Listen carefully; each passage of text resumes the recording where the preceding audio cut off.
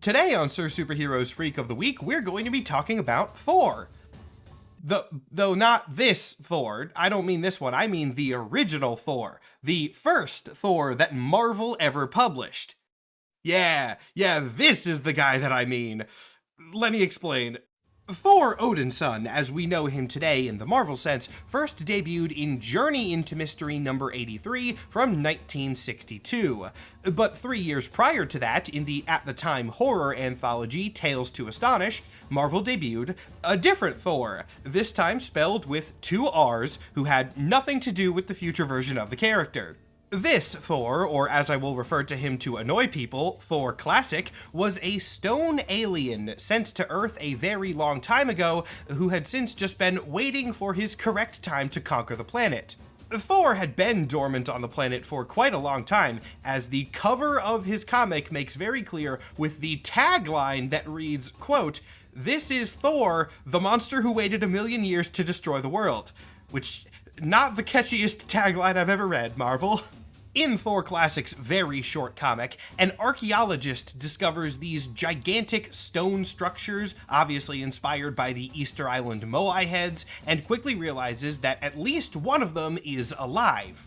The archaeologist accidentally awakens one of these heads and learns that the monster intends to call more of his kind from deep space so that they can take over Earth. But rather than stopping this plot, he just kind of lets it happen, and the other members of Thor Classic's species soon arrive. And then, shortly after the spaceship arrives on the island, the dude throws a bundle of dynamite into a volcano that was just sitting at the island's center, and that causes the volcano to erupt, and the alien ship gets destroyed, and all the giant stone monsters sink to the bottom of the ocean. And that's the end of the storyline. These anthology horror comics were not complicated. Since his first appearance, Thor Classic has had a couple quick cameos alongside other original Marvel monsters, and he did amazingly get a solo variant cover where he actually looks pretty cool. He's not in the comic this was on, it was on a Squirrel Girl book, it was just a variant for fun, but still. His funniest appearance, though, would be in a reprint of his original story that came out in 1970. Though 1970 was after Thor Odin's Son debuted to great popularity, so to avoid confusion, Marvel just changed the monster's name to Thorg with a G and never addressed it. So Marvel wants to bury Thor Classic, but now all of you watching know, whenever you hear the phrase, "the mighty Thor," this is who you should think of. Seriously, in his original comic, they call him the Mighty Thor, and then Odin's Son stole that name. Wild. What if the Avengers fought Dark Souls bosses, basically? That's what we're talking about on today's Freak of the Week. It's a 3-in-1, and all 3 of them are scary. These are the 3 mothers. We don't know exactly what they are, we don't have information on their history, but we know that they are extra-dimensional entities of incredible power that hunt down and kidnap magical beings across reality. The 3 mothers first appeared in the Death of Doctor Strange event, which, take a wild guess what that's about. When Stephen died, a lot of the magical protections around Earth that he was constantly keeping active were no longer active anymore, and so monsters like this began breaking their way through.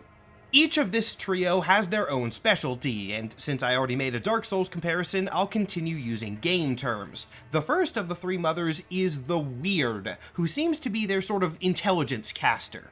We don't see the Weird fight that much, she is more concerned with researching magic and seeking out new victims, but we see her do that during a battle with the Avengers, and she's just completely unbothered by all the superheroes, so she seems very powerful. The next member does fight a lot more actively. This is the strength warrior of the mothers, the Crown. We don't know a lot about the Crown's specific powers either, but her sword is strong enough to block strikes from Mjolnir, and then one-shot Thor in return. This single blow takes him out of the fight entirely. So we have an intelligence fighter, we have a strength fighter. Naturally, the next stat for the mothers is worms. This is the crawling. She's like a statue head and then a giant body made out of worms, and the worms can shoot lasers for some reason. It really does feel like a From Software boss. Oh, and of course, the Crawling's worms can move independently as well. She traumatizes Tony Stark for a while by getting the worms inside of his suit. So that's the main three, but the term three mothers does imply they have a child, and indeed they do. This is the peregrine child, not literally their son, but something that they serve and take care of. The reason that the three mothers kidnap magical entities is that they can feed it to this thing, which is like a tiny aspect of an extra-dimensional super monster that consumes magic to survive. The peregrine child actually doesn't look that scary, though. In fact, it kind of looks a little bit silly in some panels, and yeah, there it is.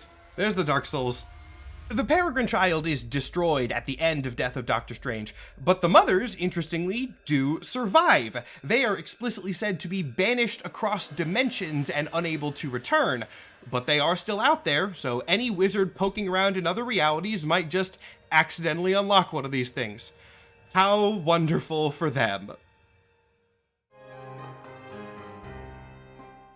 Today on Sir Superhero's Freak of the Week, we have a twist episode. And obviously I can't give away what the twist is, so you'll just need to bear with me for a second. Bear with me being a completely unintentional pun, because the character we're talking about is Grizzly. Grizzly, real name Max Markham, started out as a pro wrestler before becoming a small-time supervillain using an exoskeleton that increased his strength and durability, and also was just kind of a bear fursuit with no other costume detailing whatsoever. Using his super fursuit, Max fought Spider-Man on many occasions. Being an animal-themed villain in New York City, that's kind of what you're always going to end up doing, but he was never particularly successful, maybe unsurprisingly. In fact, Grizzly was so pathetic as a villain that Spider-Man once faked losing to him just to give the guy a boost of confidence because he felt sorry for him. And Grizzly, at the end of the day, isn't the worst supervillain. He's kind of just a small-time criminal who's very, very sad. He would return to his losing streak, though, and eventually team up with a bunch of similarly pathetic Spider-Man rogues, forming the Spider-Man Revenge Squad, which was a squad assembled to get revenge on Spider-Man, as you could have guessed. Since this, he's had a lot more Villain of the Week exploits. Grizzly was even on a version of the Thunderbolts, though only for a couple of issues, but his real weirdest storyline happened in 2008. In a short B story from the back of Amazing Spider-Man 573, Grizzly is defeated by an unintentional team-up of Spider-Man and Stephen Colbert. Like real-world Stephen Colbert. Yeah, Marvel just kind of published a full mini-story that was an active endorsement of Stephen Colbert's 2008 presidential campaign. And while it was obviously paid for by said campaign, it is actually pretty funny. The comic does not take Colbert too seriously. In it, the candidate runs into Grizzly by pure coincidence as the villain is robbing a bank, and Stephen becomes convinced that this is an assassination attempt on him, which it is absolutely not, and thus he kind of gets in Spider-Man's way during the fight. Fed up by Colbert's constant interference, Spider-Man deposits him safely on a nearby roof, and from said roof, Stephen Colbert pushes a statue of an eagle down onto Grizzly's head, knocking him out cold. It is an incredibly weird little comic, and I do respect it for the comedic value of letting Colbert just kind of be an antagonist. Even in this comic that he assuredly paid for, he causes more problems than he solves. And of course, we have to acknowledge the almost certain reason why Grizzly was picked to be this book's villain. It's because he's a bear, and he was fighting Stephen Colbert. That's gotta be it, right? It seems on brand.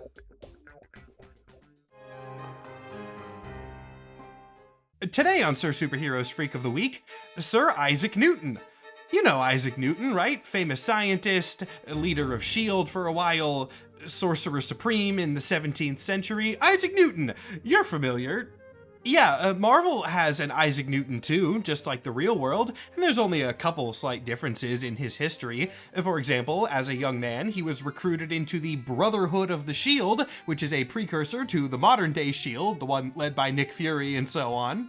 During his time with the Brotherhood of the Shield, Isaac developed an interest in magic as well as science. That part is actually also true to the real world. Isaac Newton loved philosophy and esoterica, but in Marvel, his mastery of these things went to such an extent that he did become Sorcerer Supreme of his era.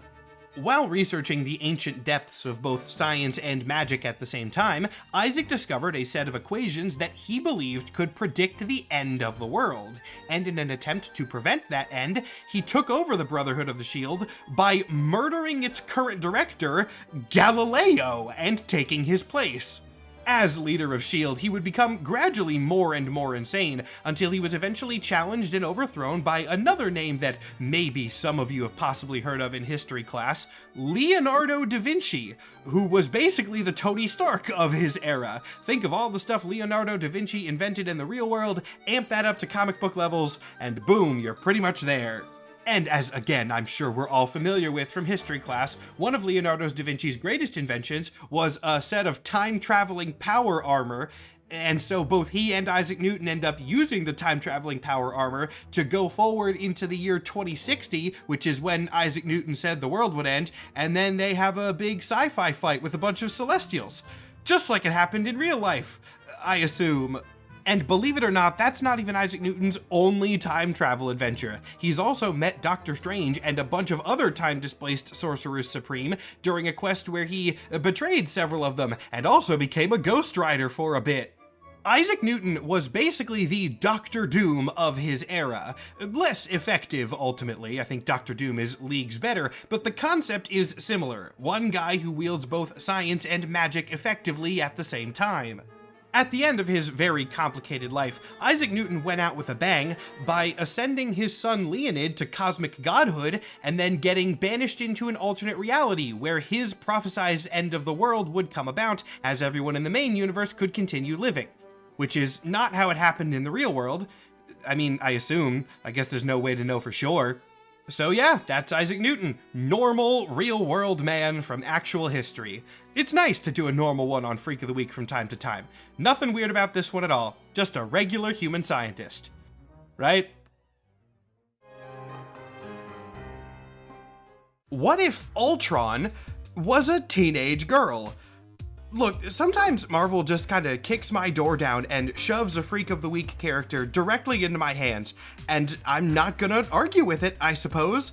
Let's talk about Ultronica. This marks the fastest character debut to Freak of the Week pipeline ever because Ultronica debuted 6 days ago at the time of this recording in Wiccan and Hulkling Raid of Ultron. Now, usually I don't talk about the most recent releases on this channel for a variety of reasons, but this is Marvel's Pride Month special for 2026, so it felt appropriate. This book builds on Ultron lore from the last couple of years. Ultron's main gimmick has always been that he just keeps coming back over and over and over again in new forms. You can never get rid of Ultron forever, a new variation of him will always crop up sooner or later. But in West Coast Avengers from 2024, Ultron had a revelation. There's nothing preventing him from trying multiple plans at the same time. And so Ultron split himself up into a bunch of different subsystems that then went off to work independently, each trying out a different method of gaining power. There was a Fire Ultron, there was a pseudo-religious one that I call Cultron, there was even a heroic one that joined the West Coast Avengers for a little bit, and in this Raid of Ultron special, a few more variations are introduced, some more comedic than others. Wiccan and Hulkling's family reunion gets crashed by a bunch of the robots, including Dad Ultron, whose path to power, I guess, was just trying to live a normal civilian life and seeing how that went. And to truly be a dad, he needed a kid, so he built Ultronica, who is just a spoiled teen girl version of Ultron, and yes, she is equally weaponized. Ultronica gets into a big fight with Viv, daughter of the Vision, and technically her own niece, because Vision and Ultronica are brother and sister. And the comic actively acknowledges this too, it's not just like a side fun fact, they are related, this is a family reunion special. For the Ultron family nerds watching, it is unclear whether Ultronica is based on the same brainwave patterns that Ultron was or a different set. She's not around for very long, so we don't have a lot of backing lore, but I do kinda hope that she shows up again. I love her design, the big chunky rocket sneakers, the comedically oversized gun that still has soft shapes and heart motifs on it, the Ultron Tamagotchi on her shirt.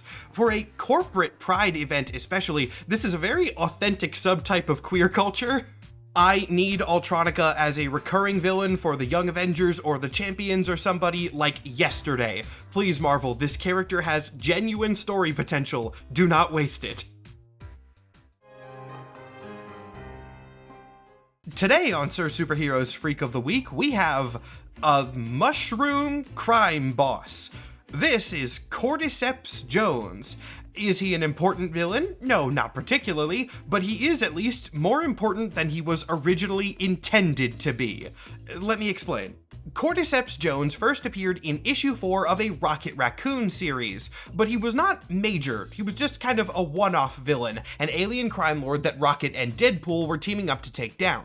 The twist at the end of the issue is that this little alien dude the bounty hunters are targeting is not the real Cordyceps, at least not directly. Cordyceps Jones is fungal spores, and he possesses a bunch of different bodies, and that's what he uses to do all of his crime stuff. So they kill this body, but Cordyceps himself is still around in other ones.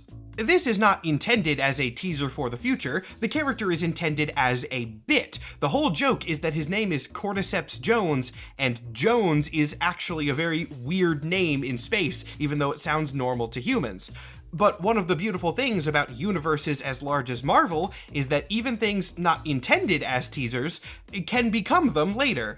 So Cordyceps Jones became a main villain of a short X-Men arc from 2021, where he got a much scarier design, presumably closer to some sort of true form, a giant fungus robot mech that he can send down to attack people, and most importantly for his lore, an entire casino space station that he runs called Game World. From Game World, the criminal elite of the galaxy could place wagers on essentially anything, and this is why Cordyceps came into conflict with the X-Men. Some of his people were placing bets on who could cause the most damage to Earth.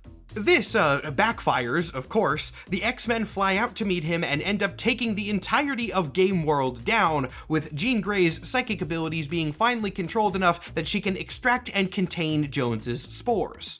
When we last saw Cordyceps, all of his fungal matter that was on Game World gets sealed within this hilariously branded metal sphere by Polaris, but this technically doesn't prevent him from showing up again. He is just mushrooms. Maybe a couple spores escaped, maybe there could have even been some on other planets. We don't really know what his control range is. We do also find out in this same scene, though, that apparently Jones was far more dangerous than anybody expected. That destructive game that he was running on Earth, yeah, that was one table on Game World, and every other game table in this section was a different planet with a different population. He was menacing billions. And all that from a one-off Rocket Raccoon and Deadpool joke about a little alien mushroom gangster. You really never know what storylines are gonna matter in the future. Today on Sir Superhero's Freak of the Week, we have a two-headed monster. Not this one, the one on your screen right now. This is from Dungeons & Dragons, but this is what two-headed monsters usually look like.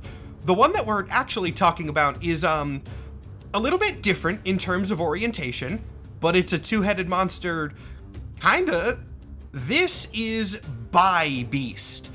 Did I choose Bi-Beast for this week because it's Pride Month and I thought doing a video on a character named Bi-Beast would be funny? Shut up, don't worry about it. Bi-Beast is a classic Hulk villain, but his lore is not nearly as straightforward as you might expect it to be. Though if you've been on this channel for long enough, then you know that old comics characters are usually either incredibly simple or incredibly wildly overcomplicated, so maybe it's not that surprising. Despite his organic, ogre-like appearance, Bi-Beast is actually a robot, created by a long-dead civilization of human offshoots known as the Bird People. Yes, bird people. They had wings and they lived in sky cities, and for some reason their pinnacle of technological achievement was like an orange ogre with two vertical faces. I don't know, man, it was the 70s. The Bi-Beast was created to be a receptacle for the collective knowledge of the bird people as their civilization crumbled. This is why he has multiple heads. It's for like categorization purposes. Each head has its own intelligence and memory, and the top head contains knowledge of warfare, while the bottom head contains knowledge of culture. Unfortunately, neither head contains knowledge of science. I guess the idea of a tri-beast was incomprehensible to the bird people, so it has no idea how anything works and ends up kidnapping Bruce Banner to fix machines on the failing Sky City. This, of course, means that it eventually had to deal with the Hulk, and after the two fight, Bi-Beast perishes when the Sky City explodes. And then later they just reveal that there was another Bi-Beast out there too, because it is a robot, so it's replicable. Since then, the second Bi-Beast has gone on to be a recurring villain of the week, usually for Hulk, though never as an important character and almost exclusively as jokes and references. He shows up in cameos and flashbacks and the occasional one-shot, seemingly just because Marvel creators think it's funny to remind fans that the Bi-Beast exists. Which I guess is also exactly what I'm doing in this video, so I cannot judge them for it. Weirdly, though, I do think this character has a lot of potential because of the fact that his heads are split into warfare and culture. Canonically, 50% of Bi-Beast's knowledge is about the arts. Let him go be an art professor at Strange Academy or something. Have that bottom head take over for a while. I would genuinely love to see that. Today on Sir Superhero's Freak of the Week, we have one of the coolest looking gods within the Marvel Universe. A minor god, sure, but her being minor is one of the reasons why she's so interesting. This is the more recent form of Stained Glass Scarlet. Scarlet is not a new character, far from it, first debuting in 1981, but at the time she was a regular human woman by the name of Scarlet Fasanera. She was the wife of a minor crime boss who was killed by the police, and that incident led the couple's son to try and follow in his father's footsteps and take revenge. This led him to a confrontation with Moon Knight, and during that, Scarlet herself shot her own child, which kind of drove her insane. Thus, she became Stained Glass Scarlet, a sort of Punisher-style vigilante who was almost a love interest to Mark Spector, but never officially. The dynamic these two had was odd. They would team up sometimes, fight other times, all while sharing a psychic connection that was never really explored or defined. The Stained Glass Scarlet arc kind of just got dropped, and Scarlet would not show up for several decades until 2022. In issue 8 of Moon Knight by Jed MacKay, we see the other Fist of Khonshu, Hunter's Moon, investigating an apparent return of Stained Glass Scarlet, confirming in the process that she had been killed off-page at some point in the past.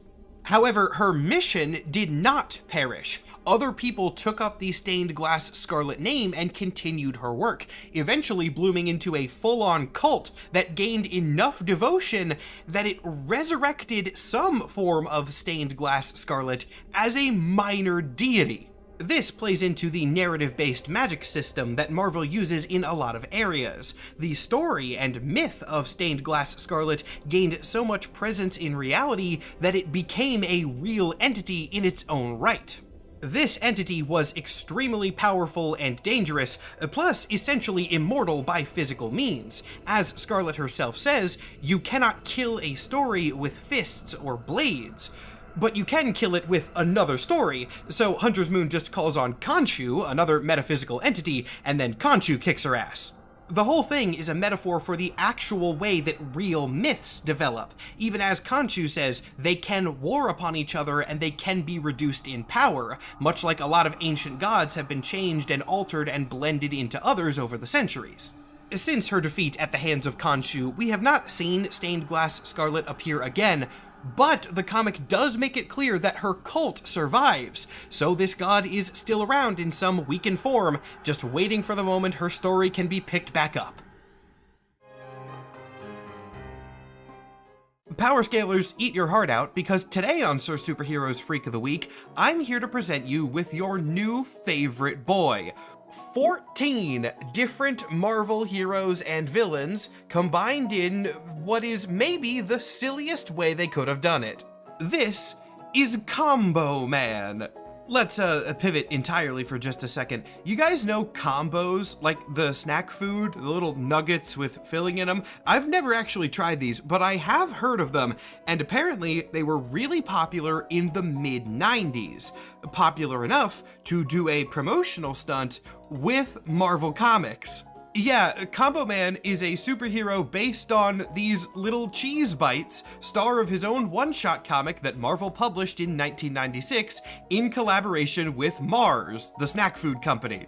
Combo Man's real name is Rick Wilder, and he was once a mild-mannered college student until he was struck by an experimental radiation beam, while he also happened to be carrying a bunch of comic books and combos in his backpack. Somehow that turned him into this monstrosity, and this is also your chance to pause the video and guess who Combo Man's component parts are if you want. Like I said, there are 14 of them, and this was actually a contest that Marvel and Combos ran at the time. If you mailed in your answers as to who he was composed of, you could win prizes. Alright, here's the solution. We have top-down Hulk, Cyclops, Iron Man, Magneto, Punisher, Captain America, Sabretooth, Carnage, Daredevil, Spider-Man, Sentry, Human Torch, Silver Surfer, and Gambit. There's some wild ones in there. Why Hulk's brain? Why Carnage's elbows? Why Human Torch's fire knees? And who is Sentry anyway? Most of you probably don't know him. Maybe he'll be the freak of next week. With all 14 powers combined, Combo Man fights the Super Adaptoid, which just makes sense. Though he does have to deal with his main weakness, he can only turn into this form temporarily and has to eat combos again to power back up. He has not been seen since this book outside of some vague cameos, and my theory as to why is that his power-up combos are not combos in general and are specifically the bag he was holding when he was irradiated. So once that bag runs out, he just won't have any powers anymore and can't transform. But at least until he's out of combos, he remains one of the strongest characters in the Marvel Universe, at least kind of. So the next time you get into a stupid power scaling argument, just tell him Combo Man clears, and statistically, you'll be right about that. Today on Sir Superhero's Freak of the Week, we're going to be talking about Sentry. Not Sentry. Sentry is different. And, worse. Sentry is an alien, a pseudo-artificial creation made by an alien race called the Hodomurians. Long ago, their homeworld was destroyed by two subsequent attacks, one from another alien species named the Scatter, and the other from an evil alternate universe version of the Scarlet Witch. Wanting to get revenge, the Hodomurians... Well, have you ever heard the phrase divide and conquer? Yeah, they did the exact opposite of that. They took their best, strongest, and brightest and combined them all into one composite being, and that's what Sentry is. The name Sentry comes from this process as well, as his gestalt form would only last for about 100 years, so they named him after the time that he would die. He's not immortal outside of this, though, and can die before the 100 years are up. In fact, he actively requires a stabilizer to keep his fused consciousness from drifting apart. This stabilizer is located in his weapon, which he calls Parallax, and Parallax also gives him the ability to teleport himself and those around him. In his hunt for evil Scarlet Witch, Sentry made his way to Earth, as he had accidentally locked onto the magical signatures of the normal Scarlet Witch instead. But once the misunderstanding was worked out, he actually stuck around for a while, joining Iron Man's very edgy mid-90s super team, Force Works. Force Works is where most of Sentry's appearances come from. He is a main member of the team, first appearing in Force Works issue 1, and then being in almost every issue that the series got from there, as well as its other crossovers and related events. And then when Force Works ended in 1996, Sentry kind of just dropped off the map entirely. Yeah, no one seemed particularly interested in continuing the storyline of Sentry once Force Works had concluded. He's not dead, he is still around and has gotten a handful of cameos here and there, but has not been major, at least not Okay, well, I'm gonna do something I usually don't have to do. Spoiler warning for a recent comic, so scroll away now if you care. Century was teased in the latest issue of Imperial Guardians, an incredibly good and fun space comic that Marvel canceled before the first issue ever released because, I don't know, someone on their editorial team is a coward and just thought it wouldn't do good, so they limited the run to 5 issues before it came out, and then it turned out to be great, and I'm genuinely very bitter about it. So I guess Century's not coming back to the fold anytime soon. Whoever canceled Imperial Guardians, screw you. And I guess that's how this short is gonna end.